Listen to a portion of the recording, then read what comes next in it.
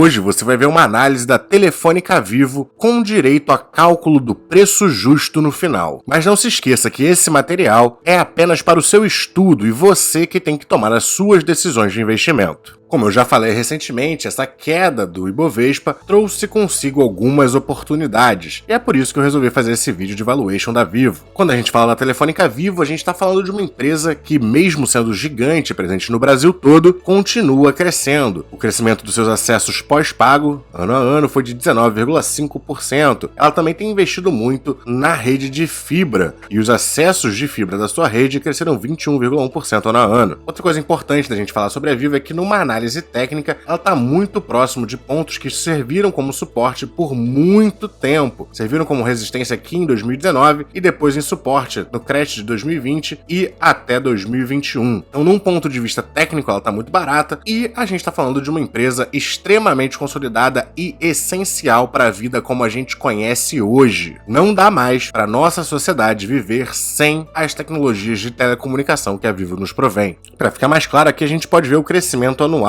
tanto das suas receitas pós-pagos, pré-pago, aparelhos e de outros serviços essenciais para a empresa. Ao mesmo tempo que eles conseguem crescer a sua base de clientes pré e pós-pagos, eles seguem investindo muito forte na instalação da sua rede de fibra, e hoje eles já contam com a maior rede de fibra, contando com 22,3 milhões de casas passadas. Essas são as casas que já podem acessar e contratar esse serviço da Vivo, e dessas casas, 5,3 milhões são casas conectadas, que são casas que, além de ter acesso à infraestrutura, já contratam o serviço. A Vivo também se considera uma empresa de tecnologia e ela vem expandindo esse lado do seu negócio que não é o essencial para a sua receita, mas talvez seja essencial para o seu futuro. E ela segue crescendo as suas receitas de negócios diretos para outros negócios, com serviços de computação na nuvem, internet das coisas, soluções digitais variadas e cibersegurança. Essas juntas representam 5,3% da receita total. Então, apesar de ainda ser relativamente pequeno, vem se tornando relevante. Quando o assunto é market share, ou seja, a participação do mercado da Vivo,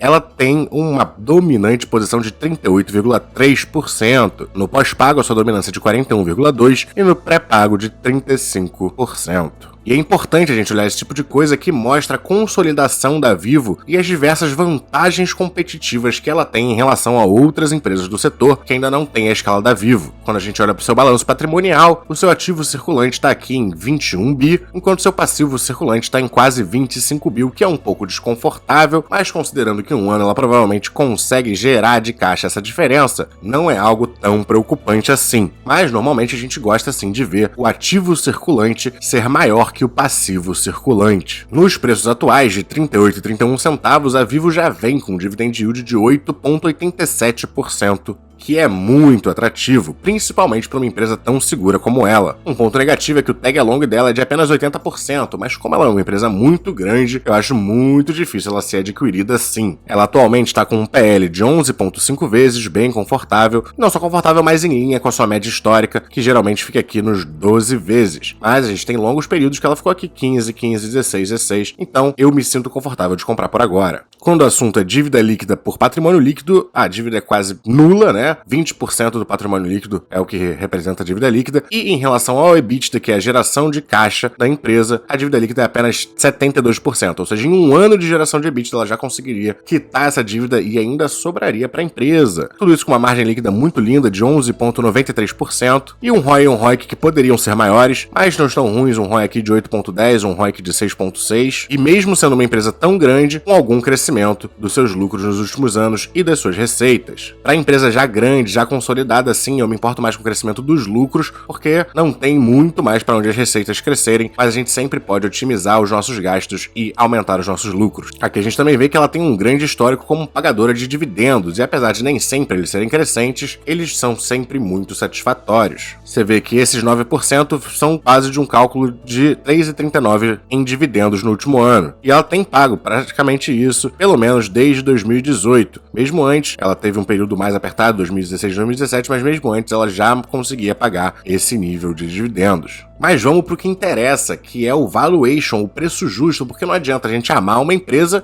e comprar ela acima do que ela vale. E eu vou tentar calcular esse preço justo, esse valor intrínseco da empresa por alguns métodos. O primeiro é o desconto de fluxo de caixa. Para Vivo, por ser uma empresa já bem grande, eu vou estimar uma taxa de crescimento de 4% ao ano, com um crescimento terminal de 2% para perpetuidade. A taxa de desconto vai ser de 12%, porque a nossa taxa de juros está bem alta, poderia talvez até colocar um pouco mais, mas como daqui para frente ela deve cair, eu acho que 12% é uma boa taxa de desconto. Aqui no acumulado dos 9 meses de 2022, a gente tem o seu fluxo de caixa livre até então. Aqui já inclui o fluxo de caixa livre gerado no terceiro trimestre de 2022, mas como para o desconto de fluxo de caixa a gente tem que usar 12 meses de fluxo de caixa livre, eu vou repetir esse valor e somar com esse aqui, e então coloco aqui um fluxo de caixa livre de 8,3 bi. Na dívida líquida, no fim do terceiro trimestre de 2022, estava em 13,5 bi, que a gente coloca aqui, e aqui o número de ações existentes da Telefônica Vivo. E aplicando as fórmulas, a gente chega a um preço justo de R$ 49,09, mas a partir daí a gente ainda tem que subtrair a dívida líquida. E depois desse desconto, a gente tem um valor justo por ação de R$ 41,02, um pouco acima do valor atual. Como a gente está falando de uma empresa muito sólida, de muita qualidade, conseguir comprá-la mesmo um pouco abaixo do seu valor intrínseco costuma já ser uma boa compra. E voltando aqui para o fluxo de caixa livre, a gente tem um pouco de margem de segurança nesse cálculo por causa de um detalhe. O fluxo de caixa livre do terceiro trimestre de 2022 foi bem inferior ao de 2021, devido ao maior volume de investimentos feito pela empresa. Mas ela já se provou que com a infraestrutura e as operações que ela tem atualmente, ela consegue gerar um fluxo de caixa livre maior. Portanto, o fluxo de caixa livre dela para o ano que vem deve ser maior do que os 8,3 bi que a gente calculou aqui. Mas mesmo com esse fluxo de caixa livre inicial descontado, a gente está tendo que a empresa se encontra abaixo do seu preço justo.